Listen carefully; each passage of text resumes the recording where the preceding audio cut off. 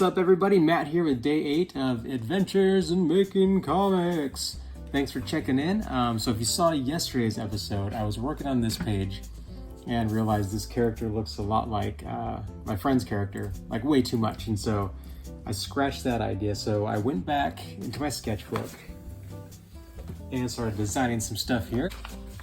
So I'm going with this. This is actually a character I used in a book a long time ago. Or not the same character, but kind of the same design. These kind of dragon-ish kind of people, but I like it. So I'm using that. And then I redesigned the villain as well. And so I actually really like this. This, I love the shapes. Just, it's very basic. You got kind of the head and then kind of this body, you know, with the legs. Really simple, but I like it. And so one of the things I was the most unhappy with on this page was this establishing shot. I feel like it's just kind of boring and blah. I don't like it. And so on this one, I thought I would attempt to draw and talk at the same time, which is really difficult for me.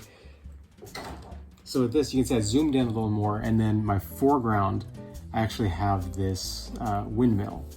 So and I just kind of made up this design. This is like a little sci-fi farm anyway. It's like, I don't know how this works. There's a little clamp on there. That probably wouldn't do anything, but anyway. So that's going to be my foreground element. I even try and use one of the blades to point. I'm going to have two characters here. You know, like, I don't know if this matters, but yeah, kind of using that to point over here where the characters are. I have some foreground elements here.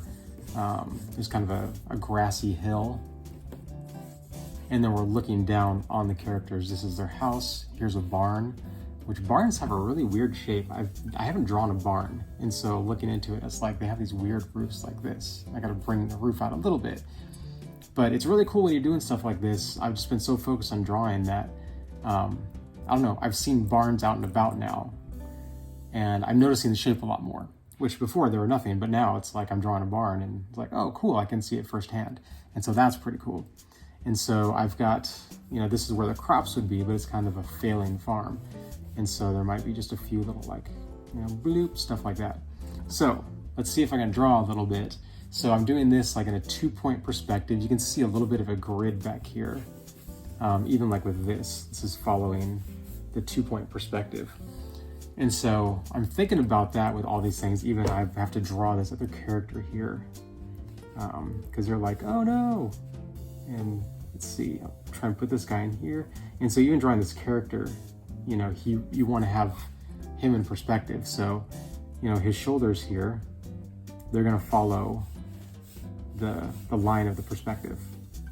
I hope that makes sense. I'm just kind of, these are things I'm thinking about while I'm drawing, and it's hard to do. So I just have a little silhouette to set them up here.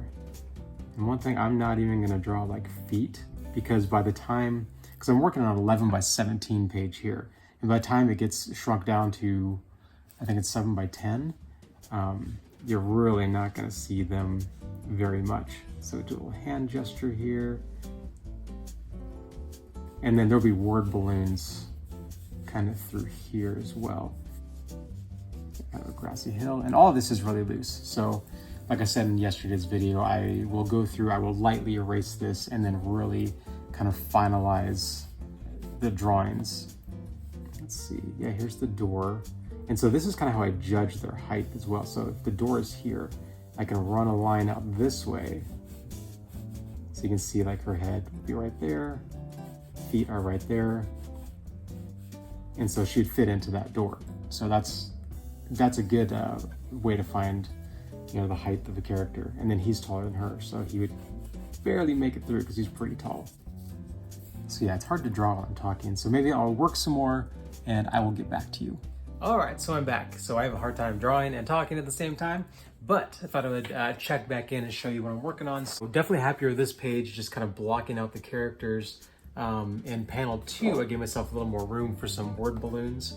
I was kind of worried about that on the previous page.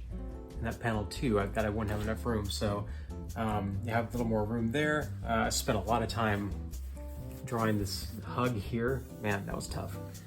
But I'm pretty happy with how it turned out. So yeah, after this, I'm just gonna start tightening this up a bit. I'm just gonna keep working away on this, and I will see you tomorrow.